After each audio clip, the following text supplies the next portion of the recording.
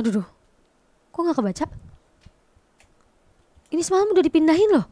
Aduh, datanya penting lagi, ada yang lama lagi. Aduh, pasti Pak, Wah, Bu, Bu, ngerti udah kan? korup, Bu. Perlu dilem biru itu, Bu, kayaknya, Bu. Di lem biru datanya gimana balikin ya Pak, Bu? Ini gimana? Aduh. Itu data pribadi aja udah pusing, gimana data perusahaan kan? Wah iya, ini pribadi aja, aduh perusahaan, aduh saya nggak mau bayangin sih, itu bingung sih ini. Tapi gimana nih? Gimana solusinya nih? Aduh, Nanti kita bahas. kita bahas nanti. Ya. Tapi ini gimana? Ya, aduh, aduh, aduh, aduh.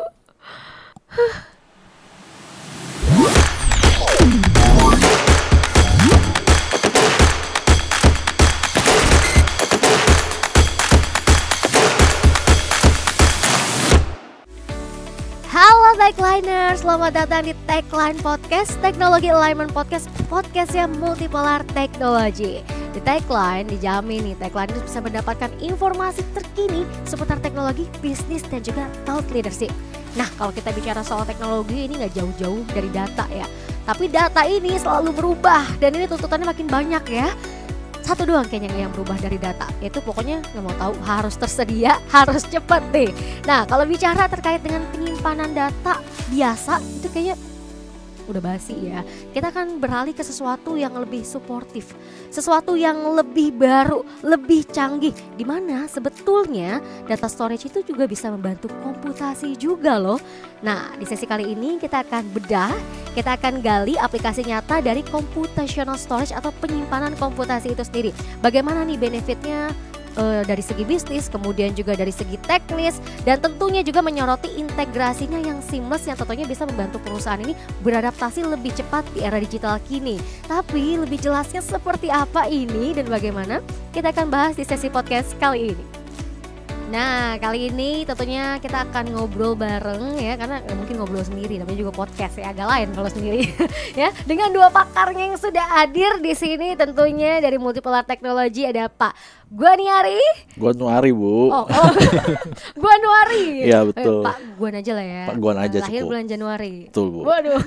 Pak Guan ya. Ini selaku pre-sales IBM Hardware dari Multipolar Technology. Ini pengalamannya di bidang IT udah lama, udah 10 tahun ya, bisa dihitung lah ya umurnya. Dan tentunya ditemenin juga dengan yang cantik di sini ada Ibu Cecilia selaku brand partner spesialis IBM Indonesia. Thank you Halo, so much. thank you. Oke, nih aku mungkin akan masuk langsung karena penasaran akan jawaban yang tadi nih ya. Kalau kita bicara terkait dengan penyimpanan storage, ini ada istilah computational storage, penyimpanan komputasi. Ini sebenarnya apa? Dan kenapa ini diperlukan, Bu? Bedanya apa nih dengan yang biasa? Oke, tadi kan kita sempat lihat ada media penyimpanan yang paling sederhana, salah satunya flash disk. Flash disk tadi fungsinya untuk media penyimpanan biasa. Nah, dengan computational storage itu sama. Kalau perusahaan-perusahaan mungkin kalau pribadi sebutnya ada memiliki flash disk atau memiliki external disk. Nah di level perusahaan itu menyebutnya dengan storage. Storage itu terdiri dari satu mesin dari berbagai disk yang bisa dimasukkan ke dalamnya. Karena biasanya capacity yang dibutuhkan juga lebih besar. Nah dengan computational storage itu ada dari media penyimpanan itu atau kita sebut storage, itu ada kemampuan-kemampuan yang dapat membantu perusahaan untuk mengolah datanya. Jadi bukan cuma simpen. Betul. Ada fitur-fitur. Ada fitur-fitur tambahan yang dapat membantu untuk menjaga datanya tersebut. Oke, berarti ini sesuatu yang hadir ada karena kebutuhan. Betul. Memang kalau kita bicara data, keadaan saat ini tuh data itu seperti apa sih trennya? Mungkin Multipolar Teknologi, Pak Guan? Namanya data ya, Bu, ya itu kan tiap perusahaan tuh semakin tahun datanya pasti akan berkembang terus. Satu sisi perusahaan juga perlu ngelakuin semacam efisiensi lah. Nah, ini hal yang bertolak belakang lah kasarnya, di mana kita harus menghemat cost tapi data kita terus berkembang. Nah, satu sisi kalau kita tambahin media penyimpanan atau storage-nya, kebutuhan operasional perusahaan juga nggak akomodir gitu kan. Nah, terus satu lagi sisi tren yang sekarang berkembang ini security. Gimana kita menjaga security dari data kita? Bagaimana kalau data kita dicuri? Bagaimana data kalau kita kena serangan? Apa yang harus kita lakukan? Nah, hal-hal kayak gitu tuh lagi berkembang lah untuk dunia bisnis sekarang ini. Itu yang berubah di data ya. Karena memang sih dulu saya flash disk 1, sekarang banyak. Tuh, makin berkembang namanya juga kan. Makin Foto ibu kan juga makin tambah banyak tiap Iya, tahun Pak. kan. Dari 1.000 sekarang jadi Iya. 10.000. Jadi makin banyak dengan adanya kebutuhan dan tantangan-tantangan ini, maka hadirlah sebuah konsep penyimpanan komputasi. Iya. Betul. Nah, balik lagi nih ke Bu Sisil, berarti untuk yang penyimpanan biasa ini belum cukup efektifkah menjawab ini semua? Dan tentunya kalau misalnya perusahaan berkembang tapi nggak mau beralih juga, nggak mau beradaptasi, dampaknya seperti apa, Bu? Ya, jadi dari cost otomatis akan bertambah karena kan setiap perusahaan ingin berkembang. Seiring dengan berkembang di zaman digitalisasi seperti ini, data juga pasti akan berkembang kan. Jika dia tidak menjalani komputerisasi storage, ya media penyimpanannya misalnya dia butuh 300 giga data, dia harus menyiapkan capacity 300 sebesar data yang dia miliki. Tapi dengan komputerisasi storage yang memiliki kemampuan salah satunya adalah compression, dengan 300 data yang dia miliki, mungkin dia hanya perlu menyiapkan capacity 100 atau 200 giga.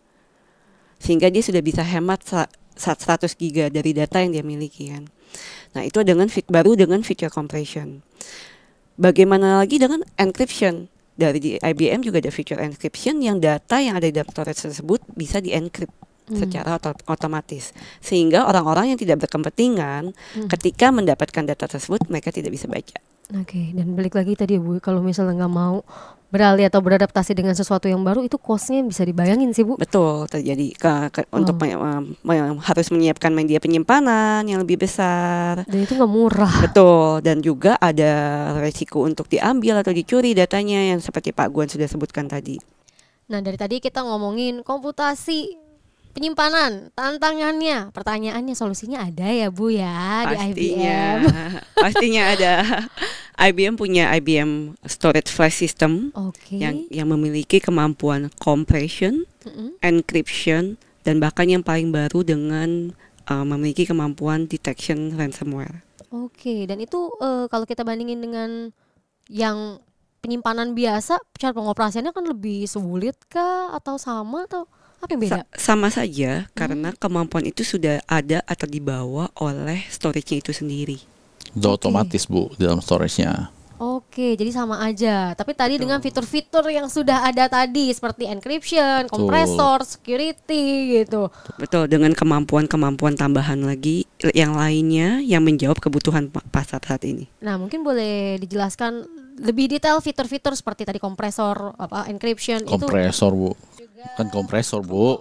Kompresor mah nambal ban Bu.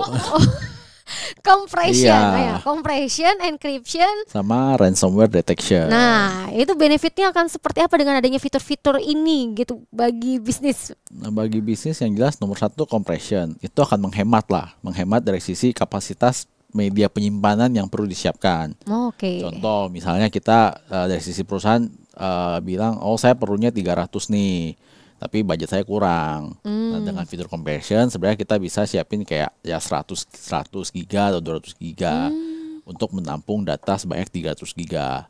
Itu salah satunya. Terus yang kedua encryption. Encryption bisa bantu kita menjaga data kita biar nggak bisa dibaca sama orang-orang yang nggak berkepentingan.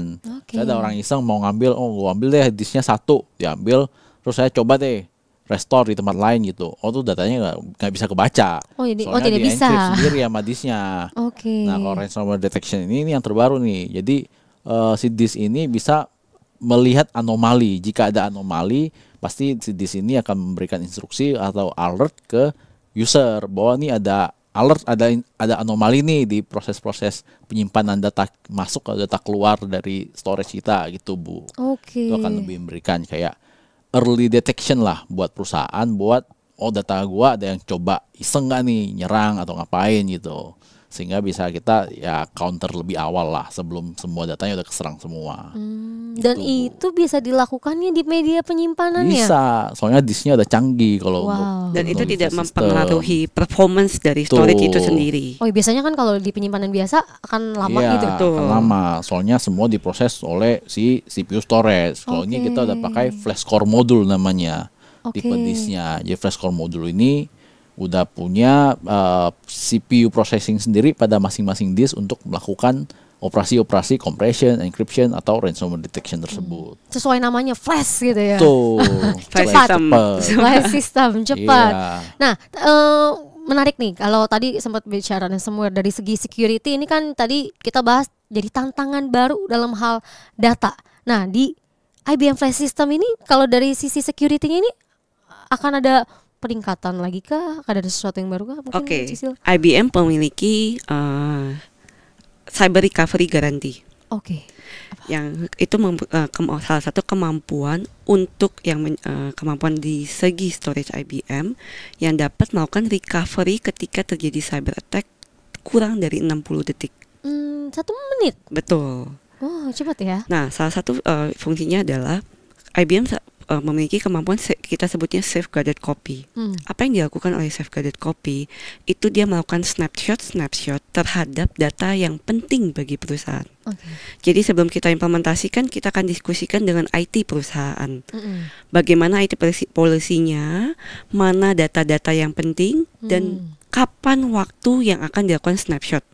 Bisa 2 jam sekali, bisa 3 jam sekali, tergantung dari IT policy perusahaannya. Oh, kita bisa tentukan. Betul, tentukan bersama dengan IT perusahaan. Nah, misal dilakukan setiap 3 jam sekali snapshot itu, jam 9, jam 12, jam 3, jam 6.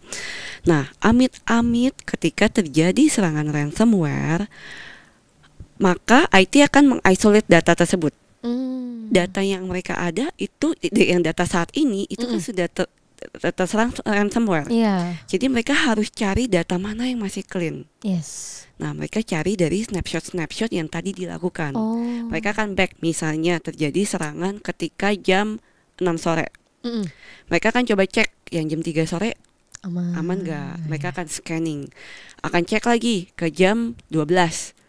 Misalnya masih, itu udah ada ransomware.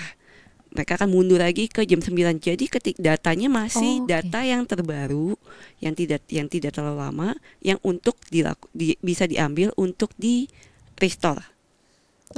Yang tadi maka itu untuk proses restore-nya sendiri itu tadi kurang dari 60 detik. Itu bikin kopi juga lumayan bikin kopi kayaknya. Betul. Dapat itu ya. Kita ngantri beli kopi juga bisa lebih lama, betul. Itu manual atau otomatis? Untuk scanningnya manual, tapi untuk recovery-nya itu bisa dilakukan ketika di-instruct.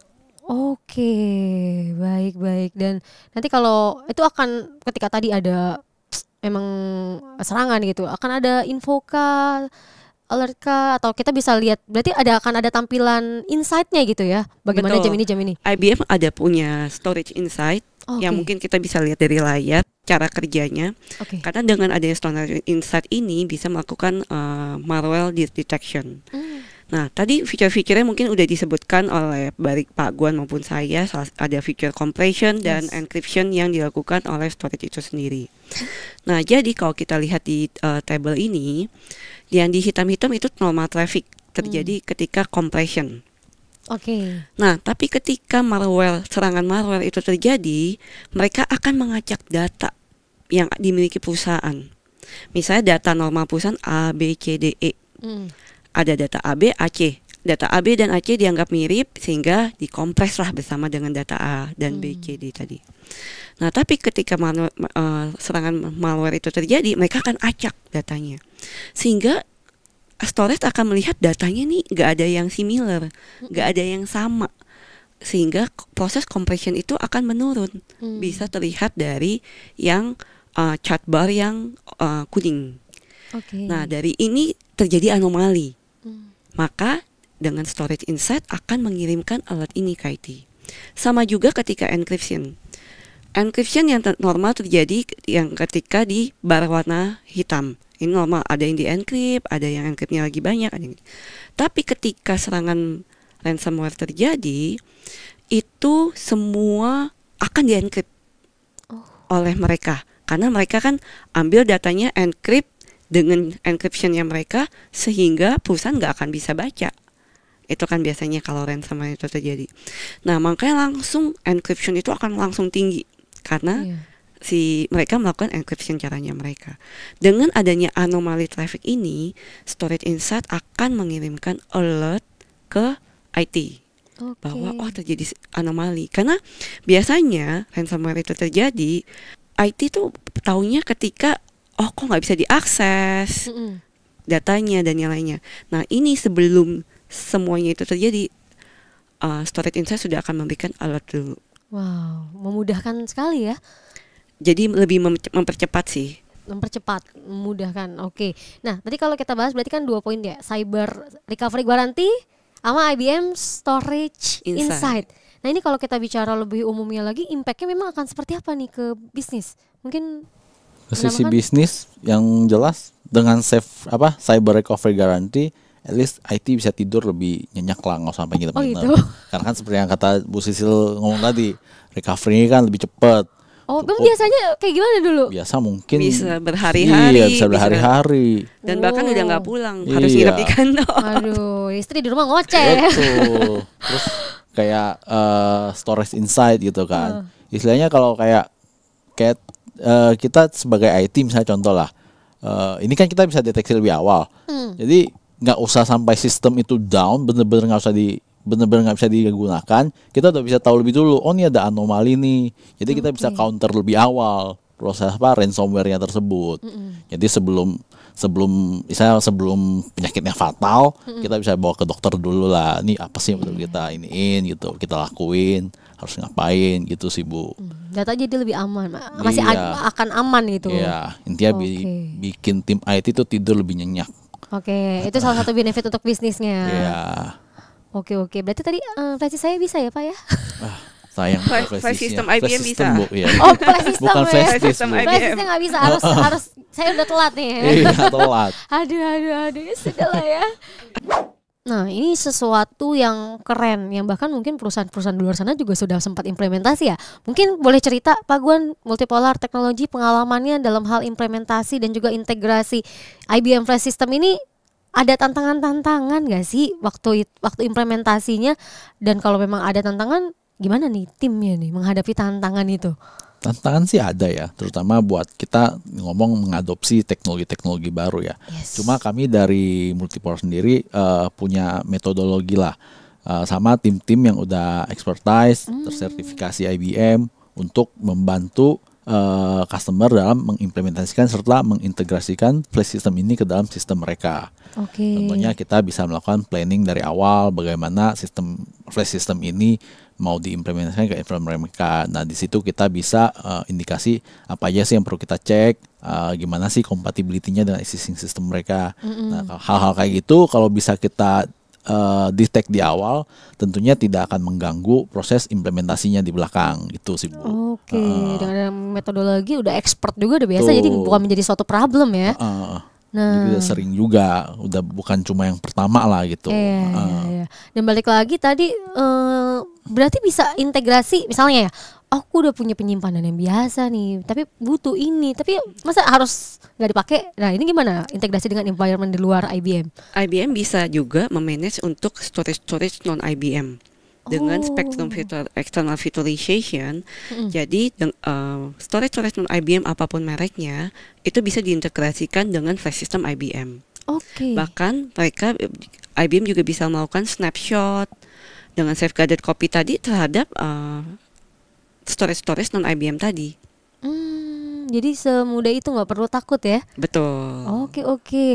Dan kalau kita bicara nih, Gong ya, before after dari pengalaman yang udah diimplementasi, apa sih perubahannya jika implementasi IBM Flash System ini? Perubahannya yang jelas dengan Flash System ini tentunya akan lebih cepat. Saya ada pengalaman di salah satu customer kita di customer banking. Sebelumnya itu mereka ada satu proses namanya proses batch lah. Sebelum menggunakan Flash System itu proses batch itu mau menghabiskan waktu 3 jam. Dengan setelah mengimplementasikan Flash System itu turun jadi 1,5 jam atau 1 jam relatif gitu kan. Nah, itu bisa menghemat waktu mereka melakukan proses batch itu 50%, dan bisa mereka bisa membuka operasional cabang itu lebih tepat waktu, dan tim-tim IT-nya juga bisa lebih early dalam menyelesaikan proses batch tersebut gitu. Dan dengan safeguarded copy kita jadi punya recovery plan untuk menghadapi serangan-serangan ransomware. Dengan Storage Insight Pro kita jadi punya early detection dalam menghadapi serangan-serangan ransomware. Sebelum kita udah kena full system, kita bisa detect di lebih awal dulu. Kalau kita bicara nih, masih ada perdebatan. Nah, ini saran buat perusahaan-perusahaan yang masih mikir kayak ini kayaknya kompleks nih, nanti gimana nih untuk implementasinya? Pasti kan di awal ada kompleksitas atau bahkan ya biaya. Ya. Gimana tuh? Kalau biaya itu relatif ya. Kita juga harus pikirin juga seberapa besar aset yang perlu kita simpan. Data-data kayak kita itu kan pasti berharga lah ya Bu ya. Mungkin kalau diukur dengan uang itu akan kelihatan lah biayanya. Kalau data ini hilang bagaimana, data ini nggak terpantau bagaimana. Itu kan kembali lagi perusahaan bisa melihat seberapa berharga aset mereka dibanding dengan biaya mengadopsi sistem baru ini. Betul. Makin data itu penting ya, investasinya. Ya kalau makin besar harus kan iya. Ini. Jadi maksudnya memang harus lebih, peningkatannya harus lebih dijaga lagi gitu, berikan yang terbaik ya. Oke. Soal kompleksitas, seperti yang tadi sempat dibilang, kita punya metodologi, punya tim-tim expert engineer yang bisa membantu integrasi ke dalam existing system. Dan kalau ingin melakukan testing terlebih dahulu, kita juga bisa bantu atau bisa kita ke lab IBM untuk melakukan testing-testing tersebut. Oke, saran dari IBM? Multipolar Teknologi adalah salah satu bisnis partner dengan platinum level di IBM. Nah, jadi mereka Multipolar Teknologi sudah expert dengan pengalamannya di berbagai industri, mulai dari banking, manufacture dan lainnya. Jadi mereka merupakan salah satu partner IBM dan sudah lama bekerja sama dengan IBM. Jadi jangan takut kompleks, jangan takut bingung, karena udah ada yang mengerjakan, expertise-nya langsung. Nah, IBM juga punya demo center di kantor IBM. Jadi setiap perusahaan feel free untuk datang atau bisa kontak juga ke Multipolar Teknologi. Nah, kita juga pernah punya case salah satu customer manufacturing. Mereka datang ke demo center IBM untuk tes storage IBM. Mereka mendatangkan white hacker mereka sendiri. Dan mereka memiliki data mereka sendiri, datanya simpan di storage IBM, lalu white hackernya memasukkan ransomware ke datanya tersebut dan dilakukan secara live demo seberapa cepat IBM bisa melakukan detection terhadap ransomware tersebut dan seberapa cepat IBM storage bisa melakukan recovery ketika terjadi serangan. Dites langsung. Itu langsung dites customernya dan mereka mendatangkan white hackernya mereka sendiri. Dan langsung setelah dan itu. Dan itu proven. Nah, langsung habis itu Multipolar implement. Siap. Wes, mantap. Ya, itu dia tadi bahasan sesi podcast kita kali ini. Ini kalau kita bedah lebih dalam lagi, sebenarnya waktunya akan lebih lama ya, karena menarik sekali membahas terkait ini. Hari ini kita tentunya banyak belajar tentang bagaimana penyimpanan komputasi ini bisa bantu perusahaan mengatasi masalah-masalah penyimpanan data dengan tantangan kini nih yang makin besar, tapi tetap aja dibutuhin ini harus lebih cepat nih, harus bisa diakses dengan cepat dan tentunya juga bisa menghemat biaya dan juga membuat para IT perusahaan bisa tidur nyenyak ya. Dan tentunya juga dengan pembahasan kita kali ini semoga bermanfaat. Tapi jika masih ada pertanyaan atau ada kayaknya penting nih untuk bahas hal-hal lainnya, ini jangan lupa untuk di komen, di like jika dirasa bermanfaat, dan tentunya juga subscribe untuk bisa mendapatkan informasi-informasi terkini di episode-episode kita berikut ya. Namun sebelumnya aku mau ucapin terima kasih banyak ke pembicara kita hari ini, luar biasa Pak Guan, Bu Sisil. Sama Bu. Thank you so much ya. Dan tentunya untuk para techliners di sini tetap stay produktif, stay safe, stay healthy. See you in next episode. Yay, thank you Pak Guan, Bu Sisil. Thank you. Aku mau nitip ini Flash masih bisa nggak sih? Tolonglah. Kalau flash system IBM mungkin bisa. Kita beli flash system ganti IBM. Aja ya, ganti Betul. Ya. Oke deh, oke.